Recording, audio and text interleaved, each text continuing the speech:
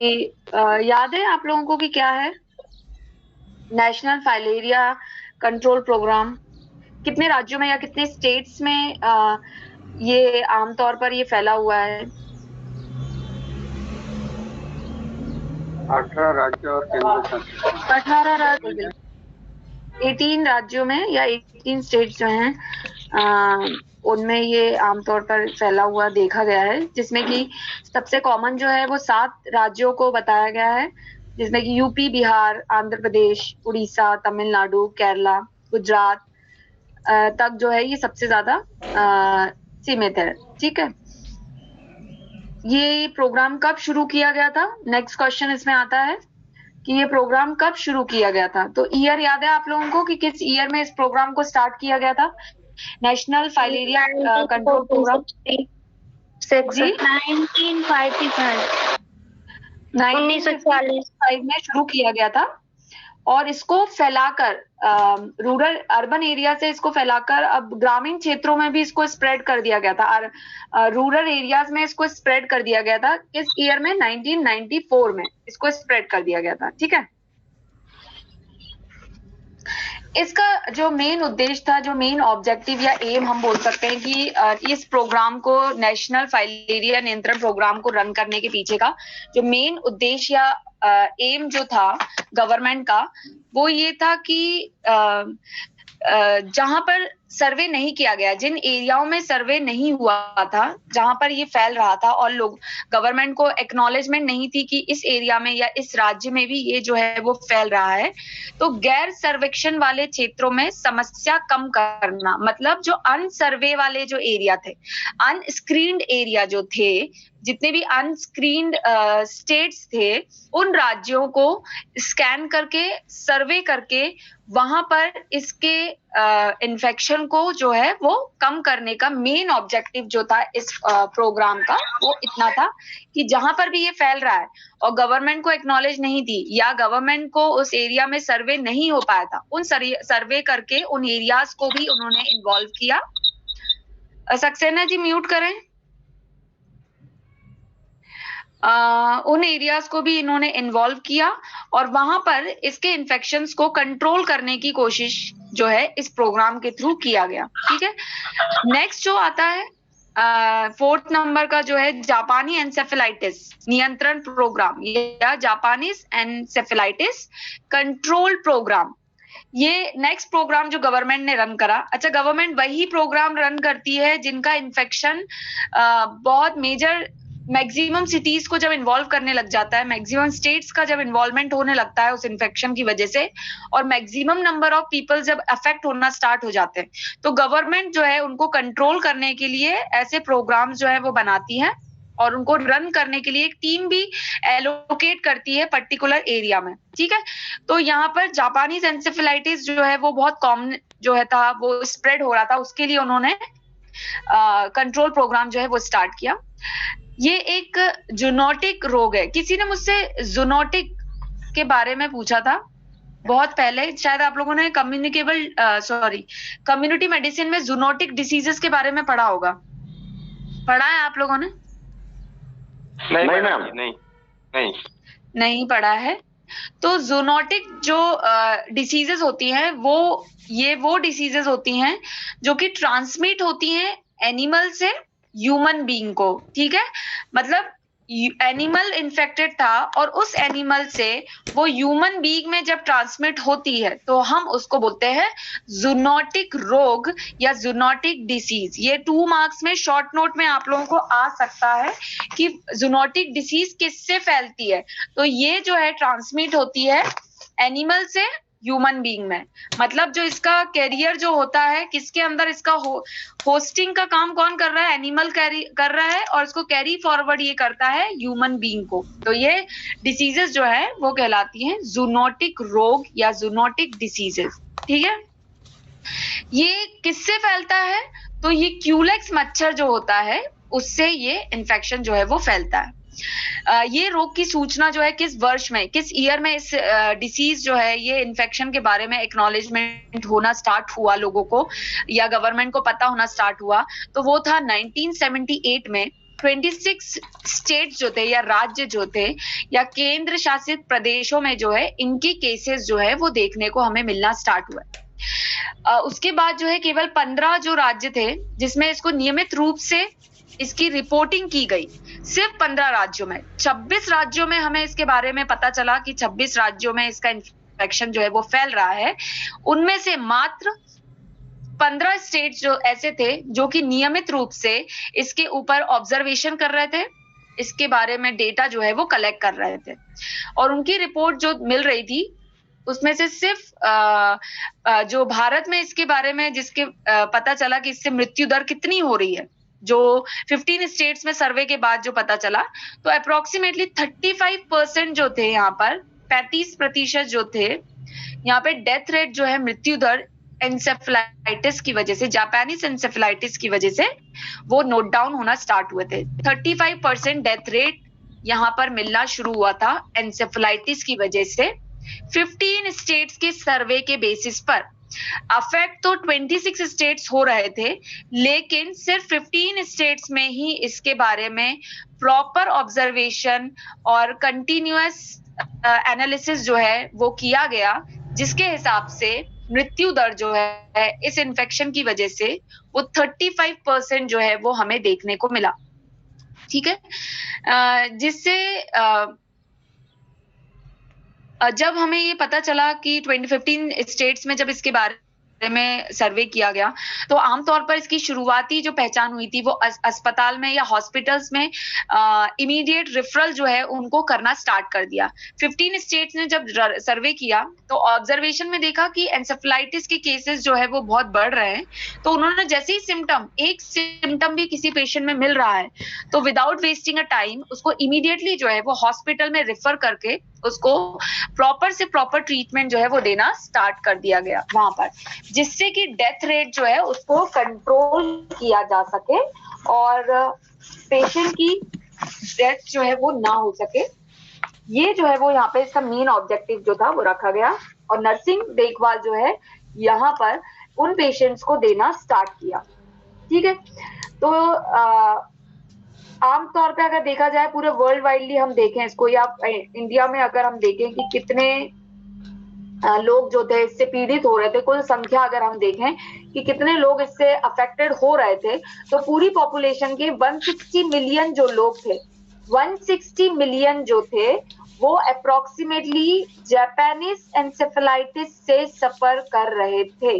मतलब आंकड़ा जो है इस इन्फेक्शन का वो इतना ज्यादा बढ़ चुका था, जिसकी वजह से गवर्नमेंट को इसको कंट्रोल करने का प्रोग्राम जो है वो स्टार्ट करना पड़ा।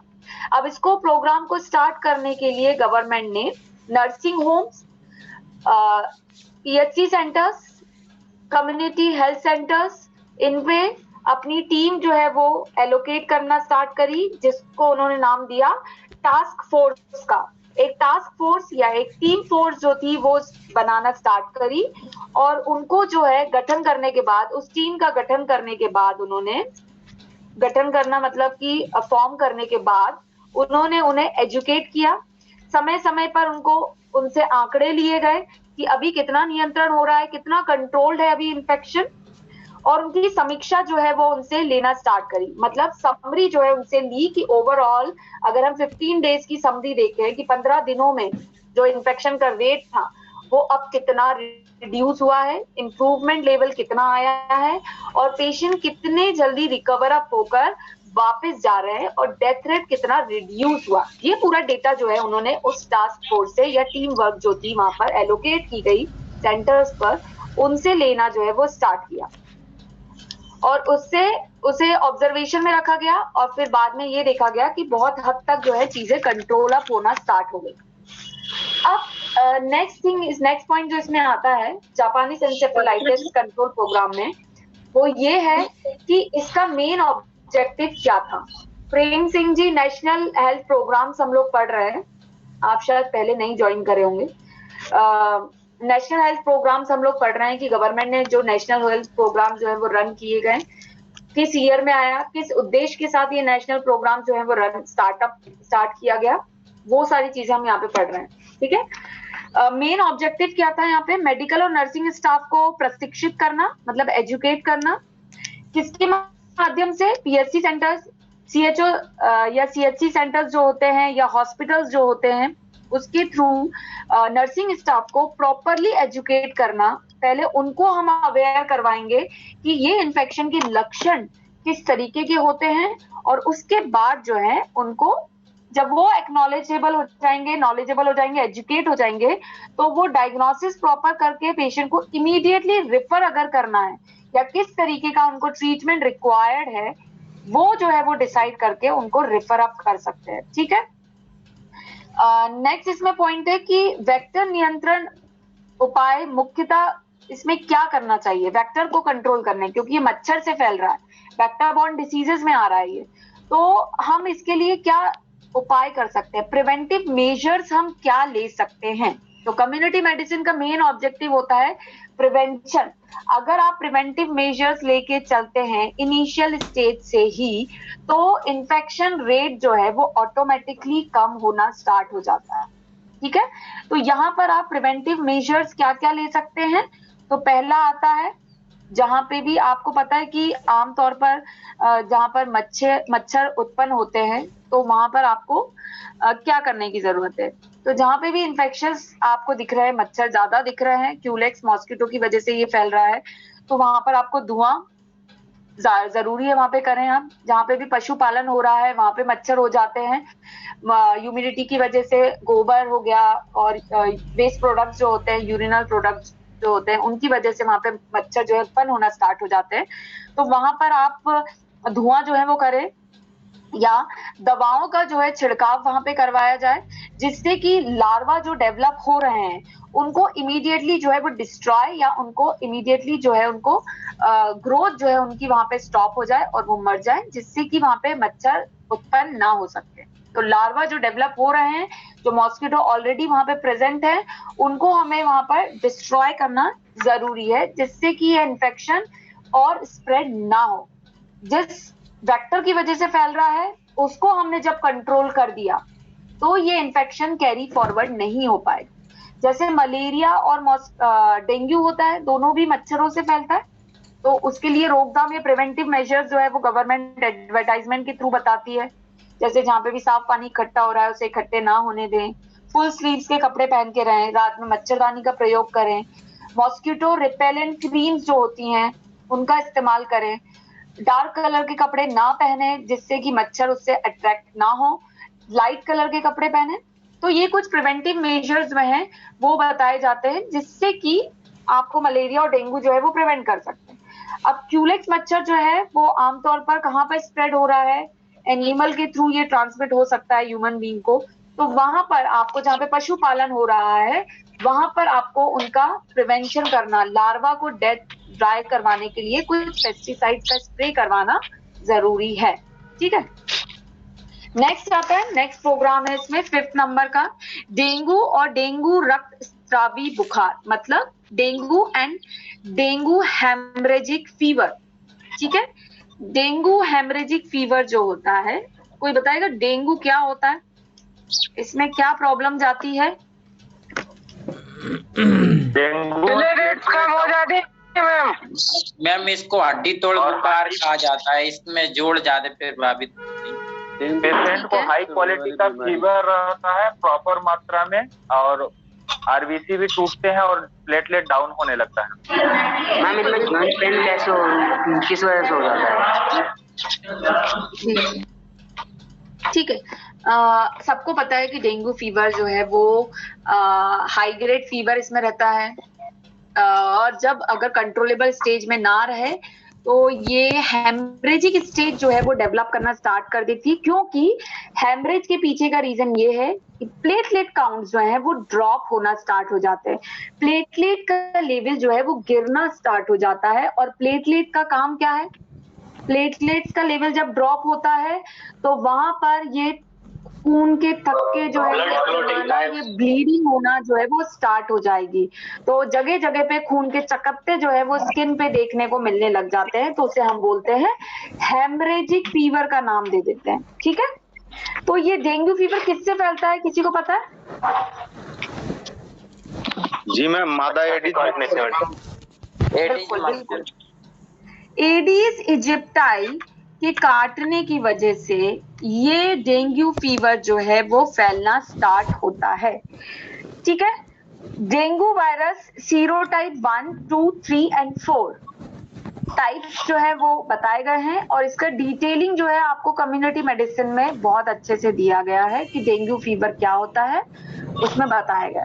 ठीक है, ये मादा या मेल एडिस इजिप्टाई जो होता है उसके काटने की वजह से ये फैलना स्टार्ट होता है डेंगू। ठीक है, इसके 4 टाइप्स बताए गए हैं, सीरोटाइप 1, 2, 3 एंड 4 टाइप जो है आमतौर पर इसमें भारत में जो देखने को मिलते हैं, हमें इंडिया में जो प्रेजेंट होते हैं,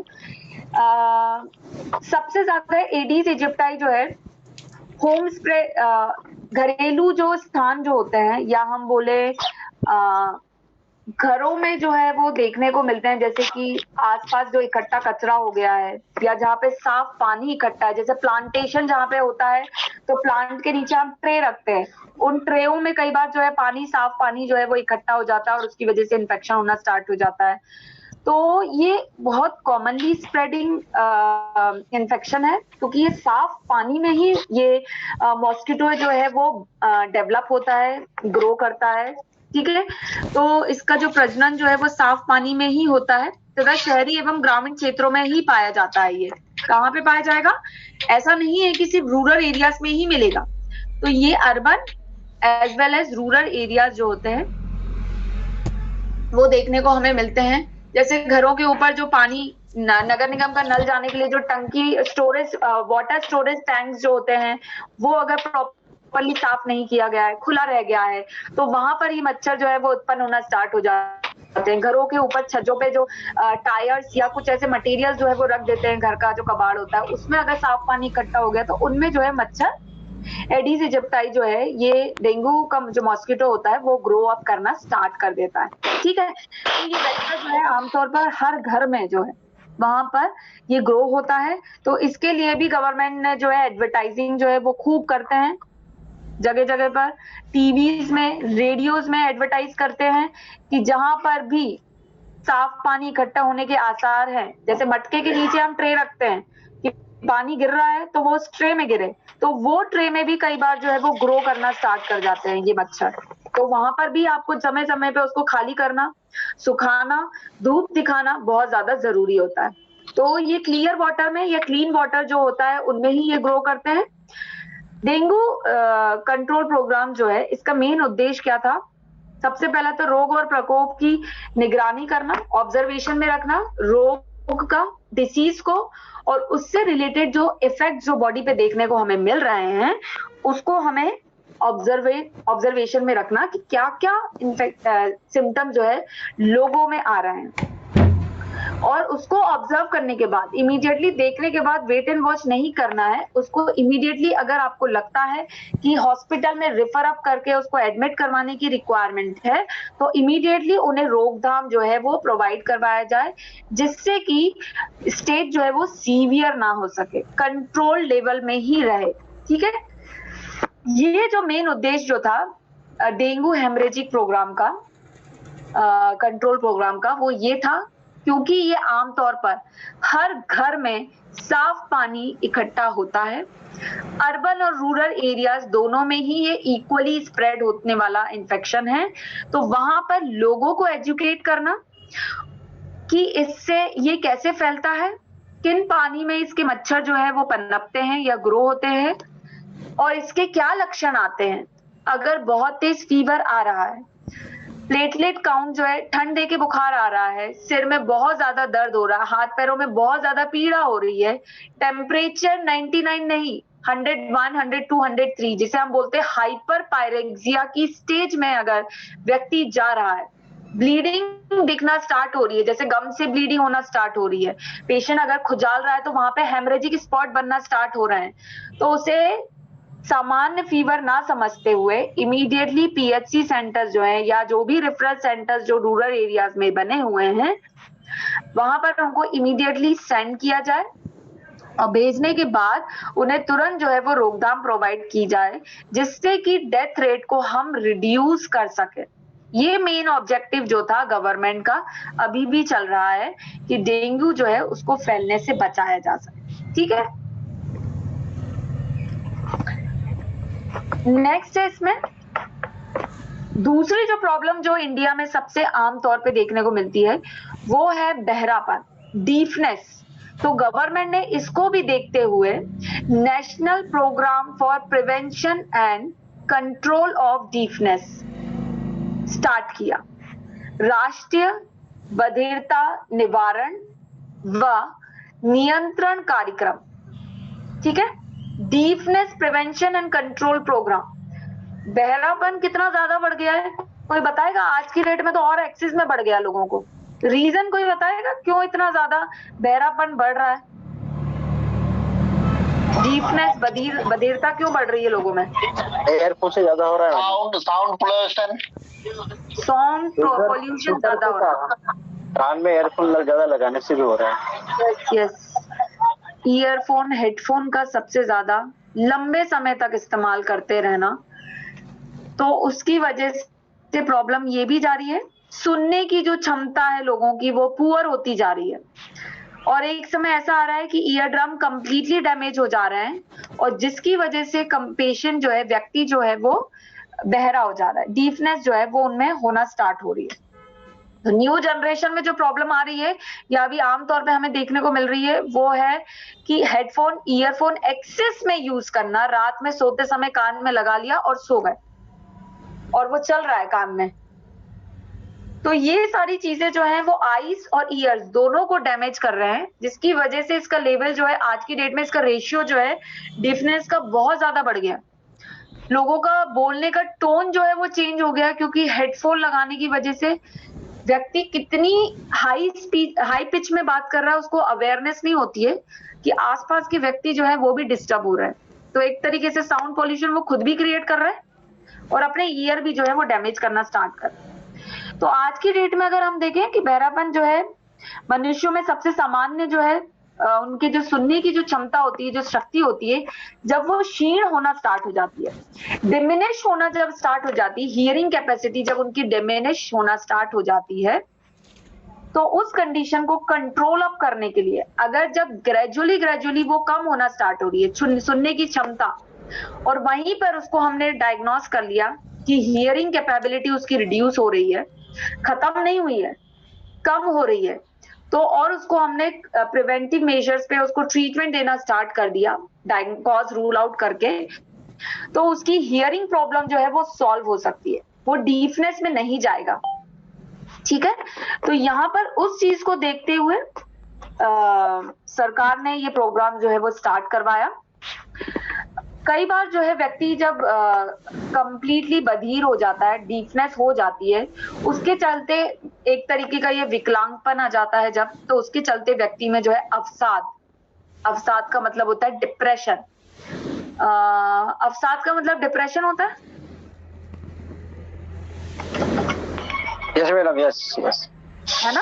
ठीक है। तो इसके चलते व्यक्ति जो है जब विकलांगता से सफर करता है, शारीरिक या मानसिक विकलांगता किसी भी रूप में अगर आती है, तो पहला जो उसको डिस्टरबेंस आता है वो आता है अवसाद या डिप्रेशन जो है, उस बहरेपन की वजह से आमतौर पर एक प्रॉब्लम जो है वो देखी गई है। दूसरा मेजर प्रॉब्लम जो है वो देखा गया विकलांगपन की वजह से, जो मेजर प्रॉब्लम पॉपुलेशन सफर करती है वो आता है अवसाद या डिप्रेशन।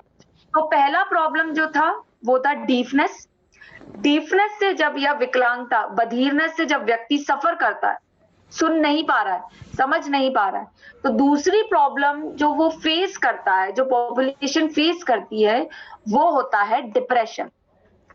ठीक है, जिसकी वजह से उसके भौतिक और आर्थिक दोनों तरह से डिस्टरबेंस जो है वो हमें देखने को मिलता है। भौतिक और आर्थिक मतलब इकोनॉमिकली भी वो डिस्टर्ब हो जाता है, उसकी वजह से पूरी तरीके से डिस्टर्ब होना स्टार्ट हो जाता है।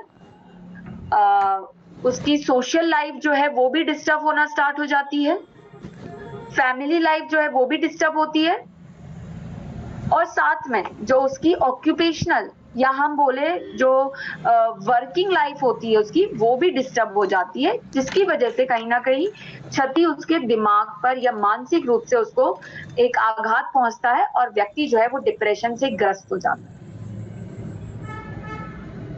ठीक है, डिप्रेशन से सफर करना स्टार्ट कर जाता है। इस चीज को मद्देनजर रखते हुए, इस चीज को देखते हुए गवर्नमेंट ने prevention and control program for deafness जो है वो स्टार्ट करवाया। ठीक है, बहुत सारी डिग्री के डीफनेस होते हैं। माइल्ड डिग्री का डीफनेस होता है, मेजर डिग्री का होता है, मॉडरेट डिग्री का होता है। ठीक है, माइल्ड में जिसमें हल्का फुल्का उसको सुनने में दिक्कत जा रही है, मॉडरेट डिग्री में कि हल्के से ज्यादा थोड़ी सी दिक्कत जा रही है, और मेजर डिग्री जहाँ पे कंप्लीटली उसको डीफनेस जो है वो हो गई है, कहीं से कहीं तक कान के पास आप घंटी भी बजा दें, बम फोड़ दें, तो भी उस व्यक्ति को जो है वो सुनाई या आभास उस चीज का नहीं देगा। ठीक है, जैसे कि एग्जाम्पल पे हम जो व्यक्ति होते हैं, कई बार एक कान से डीफनेस होती है, एक कान से बहरापन होता है, या हम उसे बोल सकते हैं वन साइडेड डीफनेस। ठीक है, तो वन साइडेड डीफनेस या वन ईयर में प्रॉब्लम है, तो एक ईयर में जो है वो डीफनेस जो है वो हो सकती है। तो ये सारी कैटेगरीज जो है विकलांगता की कैटेगरी में आता है, और उसके निवारण के लिए गवर्नमेंट ने जो है स्वास्थ्य और परिवार कल्याण मंत्रालय जो गवर्नमेंट का है, भारत सरकार ने देश में बहरेपन की उच्च मामलों के निपटारों के लिए 10 राज्यों में से 10 राज्य और एक केंद्र शासित प्रदेश में राष्ट्रीय बधिरता रोकथाम और नियंत्रण कार्यक्रम जो है वो स्टार्ट किया। किस वर्ष में, किस ईयर में स्टार्ट किया गया ये प्रोग्राम? 2006 से लेके 2008 तक जो है ये प्रोग्राम जो है वो रन करवाया गया गवर्नमेंट के द्वारा 10 स्टेट्स में और एक केंद्र शासित प्रदेश में जो है राष्ट्रीय बधिर रोकथाम नियंत्रण, मतलब national programme for prevention and control of deafness program in the year of 2006 to 2008 जो है वो रन करवाया गया, स्टार्ट करवाया गया, इसको शुरू किया गया। इसमें कुछ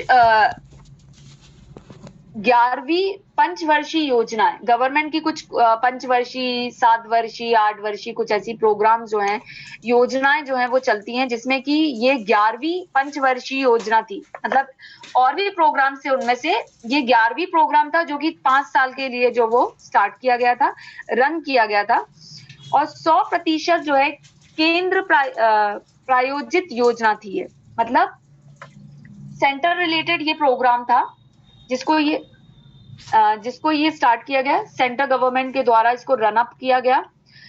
उसके बाद जो है 12वीं पंचवर्षीय योजना के अनुसार केंद्र और राज्य को एनआरएचएम में कुछ एनआरएचएम जो नेशनल रूरल हेल्थ मिशन जो होते हैं, जो जिसमें कि मेडिकल ऑफिसर्स को एलोकेट किया जाता है, जहाँ पे अपॉइंटमेंट किए जाते हैं, उनके द्वारा इसमें कुछ परिवर्तन जो है वो किए गए, संशोधन जो है वो किया गया, और उसकी शुरुआत, उस जो भी संशोधन उसमें किया गया था उसकी शुरुआत जो है वो 2007 से लेकर 2011 तक जो है उस संशोधन को इम्प्लीमेंट किया गया।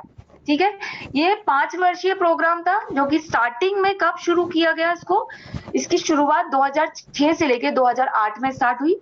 उसके बाद फिर ये 12वीं पंचवर्षीय प्रोग्राम फिर से लेकर आए, जिसमें कुछ मॉडिफिकेशन गवर्नमेंट ने अपने रूल्स एंड रेगुलेशंस में किए, और फिर से ये 5 वर्षीय प्रोग्राम 2007 से 2011 में जो है वो राज्य और केंद्र शासित प्रदेशों में इसको 5 साल के लिए रन किया गया।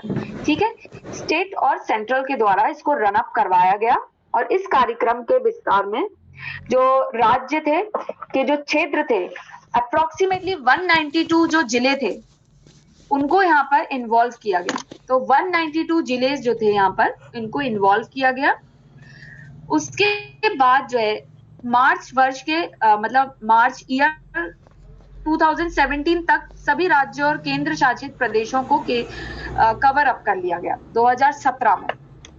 मार्च के 2017 में 11 तक इसको रन अप किया गया, 192 जिले जो थे इनको इन्वॉल्व किया गया, और उसके बाद जो है 2017 के मंथ मार्च में इसमें अप्रोक्सीमेटली सारे राज्यों को, सारे केंद्रों को जो था सेंट्रल गवर्नमेंट के द्वारा सारे एरियाज को जो है वो कवर अप करना स्टार्ट कर दिया या कवर अप कर लिया गया। तो धीरे धीरे इसको कवर अप करना स्टार्ट करा गया, एक स्टेट से दूसरे स्टेट, तीसरे स्टेट या जिले वाइजली जो है पहले इसको फैलाया गया, फिर उसके बाद पूरे स्टेट को जो है वो इन्होंने कवर अप कर लिया इस डीफनेस कंट्रोल प्रोग्राम के अंदर। इस प्रोग्राम का मेन उद्देश्य क्या था? तो ये गवर्नमेंट का जो मेन प्रोग्राम था वो पहला ये था कि हमें रीजन फॉर डीफनेस, बहरापन व्यक्ति के अंदर क्यों आ रहा है, ठीक है, उसका कारण हमें पता करना। तो पहला ये देखा गया, या जो एनआरएचएम में जो डॉक्टर्स को अपॉइंट किया गया था वहां पे उनको ये एजुकेट किया गया कि डीफनेस के पीछे क्या क्या रीजन हो सकते हैं। तो आप में से कोई बताएगा कि बहरापन, अगर बाय बर्थ बहरापन नहीं है, आफ्टर बर्थ या लाइफ के किसी स्टेज में जाकर अगर किसी व्यक्ति में बहरापन आ रहा है तो उसके पीछे का क्या रीजन हो सकता है, कोई बताएगा? शुगर के कारण मैडम। शुगर के कारण, और बहुत कॉमन रीजन, कॉमन जी, lifestyle change. Ma'am media के वजह से और कम सुनाई देती करके सबका आंसर आ जाता है। मैम डिप्रेशन की वजह से भी हो सकता है। किसकी वजह से शिवराज जी? ठीक है मैम, इन्फेक्शन के कारण भी हो सकता है कान में, हार्ट डिजीज के कारण भी हो सकता है, इन्फेक्शन की वजह से हो सकता है, राइट। अगर मिडिल ईयर का इन्फेक्शन हो गया है, वो कंट्रोल अप नहीं हुआ, तो वो इन्फेक्शन की वजह से ईयर ड्रम डैमेज हो सकता है और हियरिंग लॉस जो है वो हो सकती है। दूसरा मेन कॉमन रीजन जो था जी कृष्ण कुमार जी, कान बहने की वजह से भी बहरापन हो सकता है। बहना रीजन है ना, परफोरेशन है, छेद है, तो वहां से वो ईयर इन्फेक्शन ही तो हो रहा है ना अल्टीमेटली। कान बहने के पीछे का रीजन क्या है? इन्फेक्शन है, उसकी वजह से भी बहरापन हो सकता है क्योंकि वो पर्दे को कंप्लीटली डैमेज कर देगा और उसकी वजह से व्यक्ति का हियरिंग लॉस हो सकता है। एक कॉमन होता है कि चोट की वजह से, बच्चे हैं, गुस्सा आया, चांटा कहाँ लग रहा है, अगर वो कान पे बहुत तेजी से चांटा लगा है तो वो प्रेशर जो है वो ईयर ड्रम पर क्रिएट होता है और मेम्ब्रेन जो है वो रप्चर हो जाती है, ईयर टीयर हो जाती है, जिसकी वजह से व्यक्ति के अंदर सुनपन या हम ये बोल सकते हैं कि बहरापन जो है वो आ जाता है। तो बच्चों में आपने देखा होगा कि स्कूल में पिटाई हुई है, कान पे जोर से लग गया है और उसकी वजह से उसका हियरिंग लॉस जो है एक साइड का हो गया, ठीक है। तो किसी बीमारी की वजह से, किसी चोट के कारण अगर उस व्यक्ति की हियरिंग लॉस हुआ है तो उसको हमें रूल आउट करके उसका ट्रीटमेंट या रोकथाम जो है वो करवाना, क्लियर? अगर मैम किसी साइरप के साइड इफेक्ट की वजह से भी हो सकती है ना डिफिशियंसी? किसकी वजह से? साइरप की वजह से, सिरप ज्यादा क्वांटिटी में लेने। देखिए, अगर ओवर डोजिंग हो रही है तो अगर उसके साइड इफेक्ट में हियरिंग लॉस है तो हो सकता है, अगर उस मेडिसिन में हियरिंग लॉस नहीं है, हियरिंग लॉस साइड इफेक्ट नहीं है तो नहीं होगा, हर मेडिसिन में नहीं होता है, ठीक है। दूसरा, अगर किसी व्यक्ति को रिकरेंट कोल्ड कोराइजा हो रहा है और ट्रीटमेंट प्रॉपर नहीं ले पा रहा है तो कई बार ये होता है कि इन्फेक्शन जो है वो मिडिल ईयर या ईयर तक वो इन्फेक्शन स्प्रेड कर जाता है और उसकी वजह से ग्रेजुअली जो है वो व्यक्ति का हियरिंग लॉस कान में नहीं बह रहा, उसके बाद भी अगर कभी दर्द हो रहा कान में तो आपको पहले दर्द का कारण पता करना पड़ेगा कि क्यों दर्द हो रहा है। कहीं वैक्स तो नहीं है, अंदर बंद गया है, वैक्स की वजह से कहीं आपके कान में दर्द हो रहा हो। कई बार टूथ एक की वजह से कान में दर्द होता है, कई बार साइनोसाइटिस की वजह से कान में दर्द होता है। तो रीजन बहुत सारे हो सकते हैं कान की दर्द के पीछे। तो ये जरूरी नहीं कोई मतलब बहरेपन के लिए कोई विटामिन भी जिम्मेदार रहता है क्या? देखिए, अगर बाई बर्थ है तो कंजेनाइटल है, और बाई बर्थ नहीं है और किसी डेफिशिएंसी की वजह से हो रहा है, विटामिन डेफिशिएंसी की वजह से हो रहा है, तो हमको पहले तो विटामिन का टेस्ट करवाना पड़ेगा, ठीक है। अगर फैमिली में हिस्ट्री है डीफनेस की ईयर ड्रम्स प्रॉपरली डेवलप नहीं हुए बाय बर्थ तो हियरिंग लॉस होगा।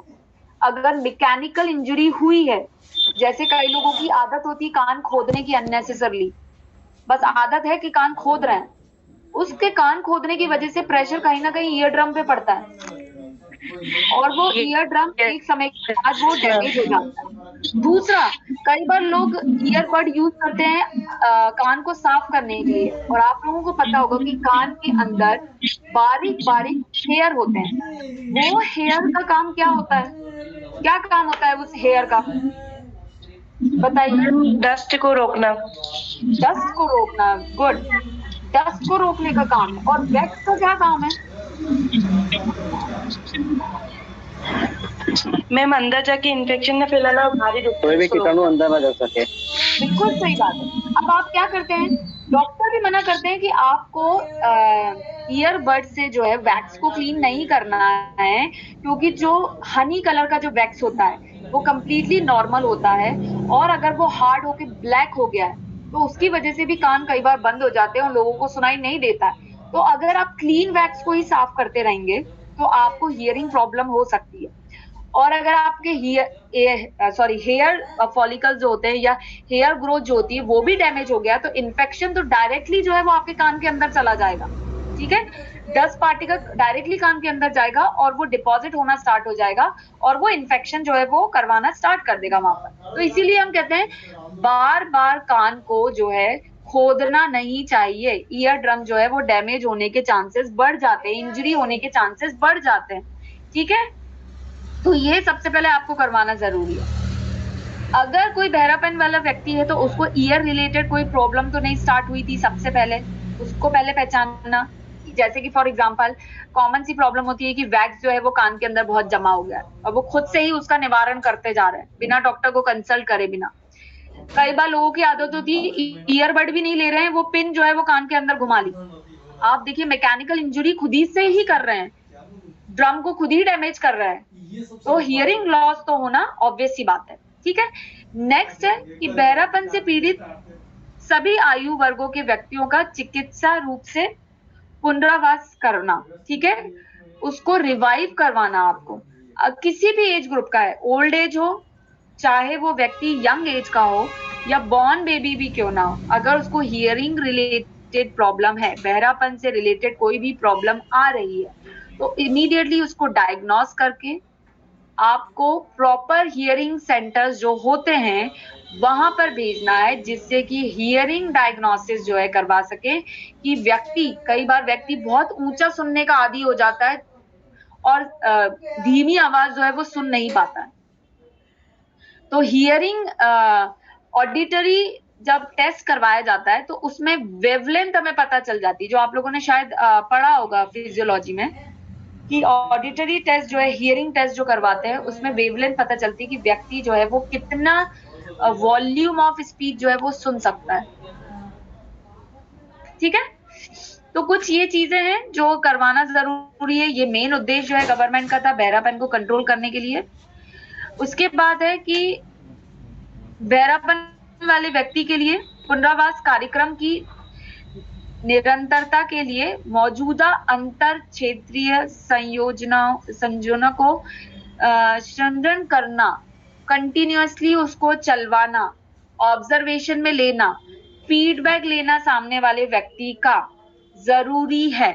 ये कुछ चीजें हैं जिसके तहत डीफनेस को प्रिवेंट किया जा सकता है और कंट्रोल किया जाता है अगर उसकी प्रॉब्लम को हमने इनिशियल स्टेज में ही रूल आउट कर लिया है। तो अगर इनिशियल स्टेज में इन्फेक्शन पता चल गया और उसको प्रॉपर ट्रीटमेंट मिल गया तो उसको हम डीफनेस से बचा सकते। लेकिन अगर वो बहुत एडवांस स्टेज में चला गया है, जैसे कान बहने की प्रॉब्लम किसी ने बोली कि कान बहने की प्रॉब्लम हो रही है, अगर वो बहुत लंबे समय तक वो कान बहना हो ही रहा है और व्यक्ति घर का ही इलाज ले रहा है, डॉक्टर को कंसल्ट नहीं कर रहा है, तो एक समय ऐसा आएगा कि उस मॉइस्चरनेस की वजह से, फंगल ग्रोथ होने की वजह से ईयर ड्रम जो है, पर्दा जो है कान का, कंप्लीटली डैमेज हो जाएगा और व्यक्ति का हियरिंग लॉस हो जाएगा।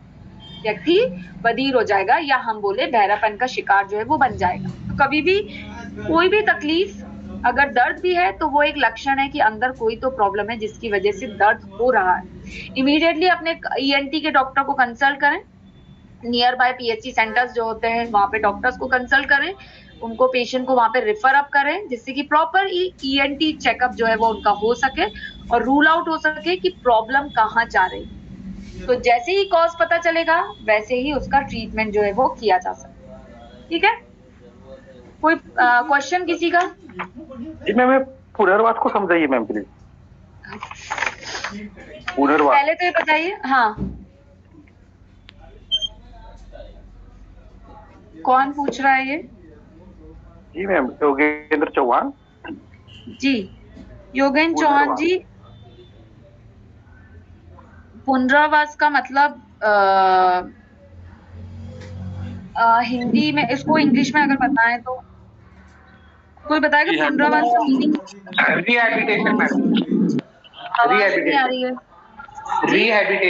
रिहैबिलिटेशन, जैसे रिहैबिलिटेशन या रिहैबिलिटेशन सेंटर्स होते हैं, रिहैब्स हम इसको बोलते हैं। ठीक है, जैसे कि रिहैब्स जो होते हैं, जो सेंटर्स होते हैं, पुनर्वास सेंटर्स जो है आजकल बहुत सारे बन गए, गवर्नमेंट के भी हैं, कुछ कुछ प्राइवेट्स के भी रन कर रहे हैं। उस रिहैबिलिटेशन सेंटर्स पर सिर्फ बहरेपन का ही नहीं, बल्कि अगर फिजिकली रिलेटेड कोई प्रॉब्लम है, जैसे कई बार आपने देखा होगा बच्चा नहीं चल पा रहा है, बच्चे नहीं बोल पा रहे हैं, तो उनके लिए भी रिहैबिलिटेशन सेंटर्स पे प्रॉपरली ट्रेनर्स जो हैं वो अवेलेबल होते हैं, जो कि कॉज रूल आउट कर कर उनको किस तरीके से एक क्वालिटी ऑफ लाइफ जो है वो दे सके, क्योंकि वो बहरेपन से तो सफर कर ही रहे। अब हम उनको किस तरीके से आगे के जीवन में वो प्रॉपरली सरवाइव कर सके, उसके लिए उनको स्टेबल अप किया जाता है। क्योंकि जो प्रॉब्लम मेजर जो आती है बहरेपन के पास, वो प्रॉब्लम आती है डिप्रेशन की।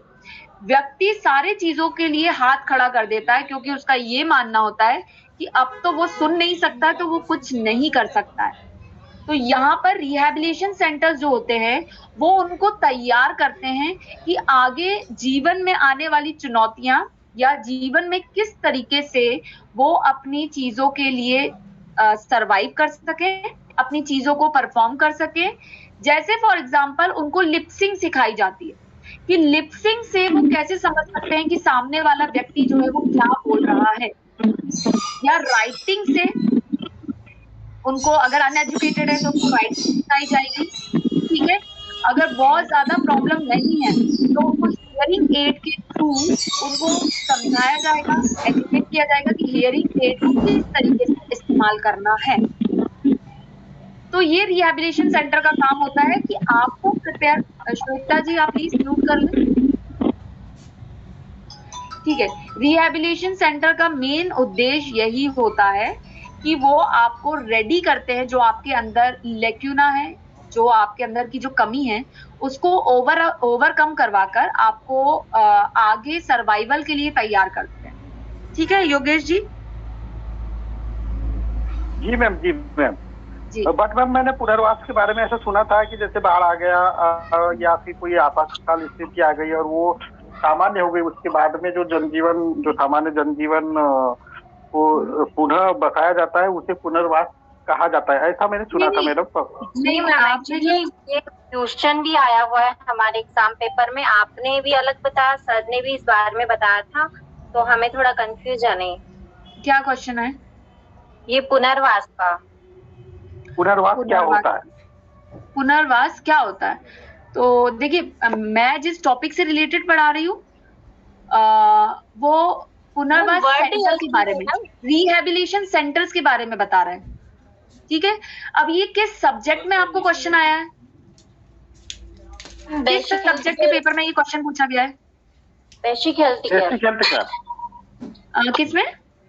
बेसिक हेल्थ केयर में मैडम। बेसिक हेल्थ केयर कोई सब्जेक्ट है आप लोगों को, राइट? तो उसकी बुक में आप देखिएगा कि पुनर्वास किसके लिए बोल रहे हैं, क्योंकि यहाँ पे यहाँ पे जिसकी बात कर रहे हैं वो रिहैबिलिटेशन सेंटर्स, रिहैब सेंटर्स की बात कर रहे हैं, पुनर्वास सेंटर्स की बात कर रहे हैं। ये फिजिकल पुनर्वास ये अलग बात है, सोशल पुनर्वास अलग बात है। बिल्कुल बिल्कुल, वही मैं कहना चाह रही हूँ। ये समझना जरूरी है। टॉपिक जो है किस सब्जेक्ट में आपको क्वेश्चन पूछा गया, आप उससे थोड़ा सा लिंक अप करके आप अपने सब्जेक्ट में देखिएगा, क्योंकि ये जो सब्जेक्ट है नेशनल हेल्थ प्रोग्राम का जो टॉपिक है उसमें पुनर्वास सेंटर्स की बात करी। अगर कोई मानसिक रोगी है तो उसके लिए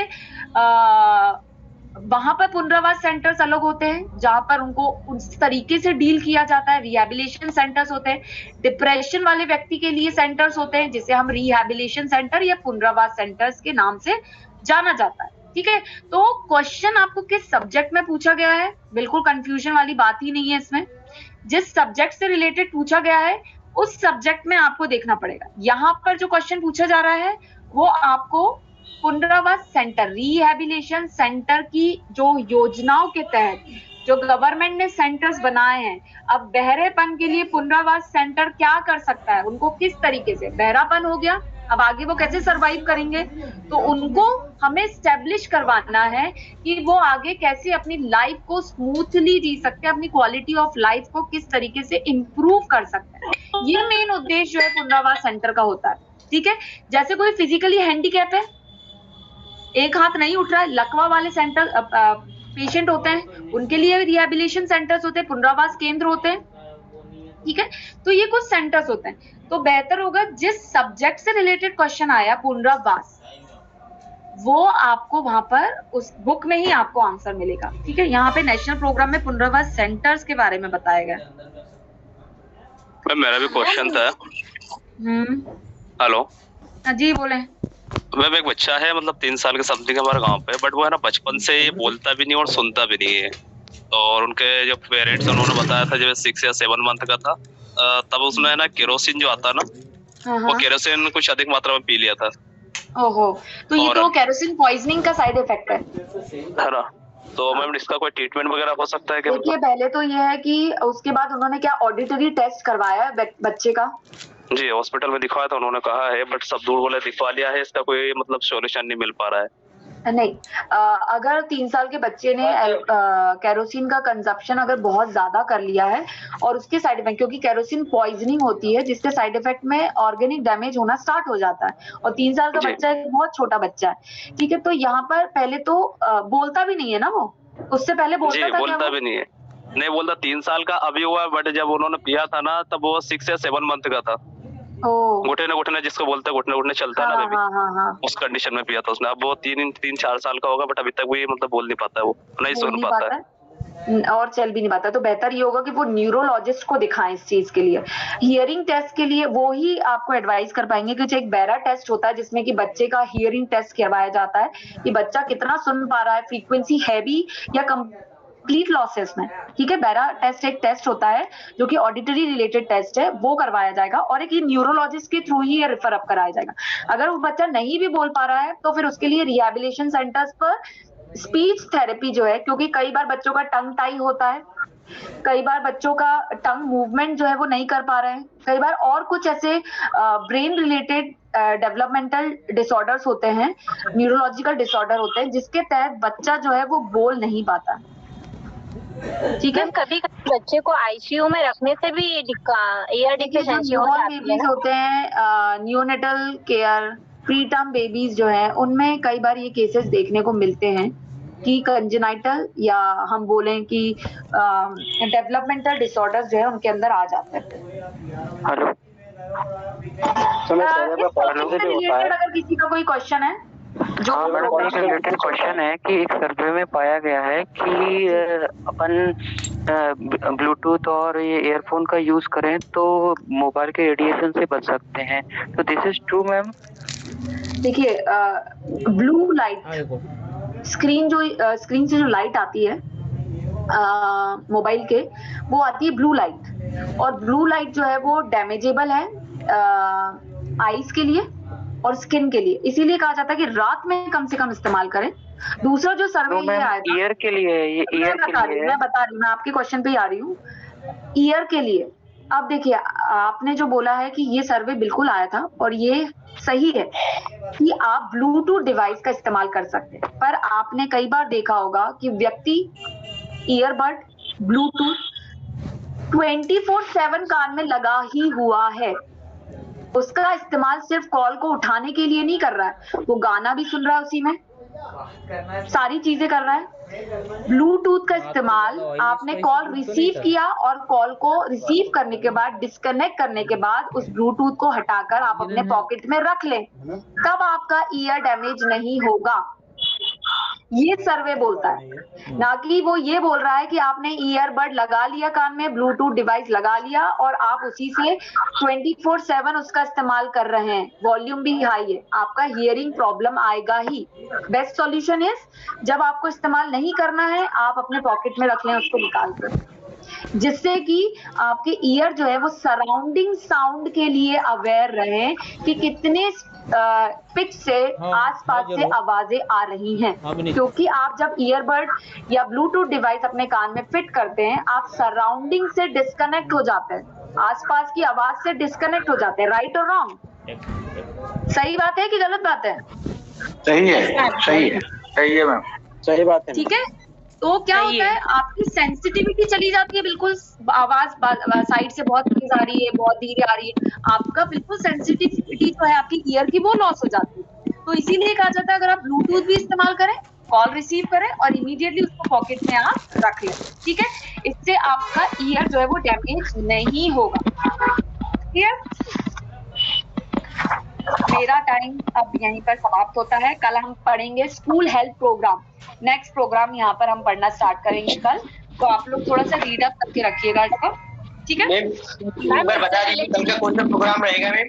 मैंने बताया ना, स्कूल हेल्थ प्रोग्राम विद्यालय में स्वास्थ्य रिलेटेड मेरा क्वेश्चन है, तो मैं वशिष्ठ गुप्ता सर को सेंड करती हूँ। Thank you ma'am. Next program ये है हमारा। थैंक यू एवरीवन, मैं यहीं पे मीटिंग को एंड कर रही हूँ।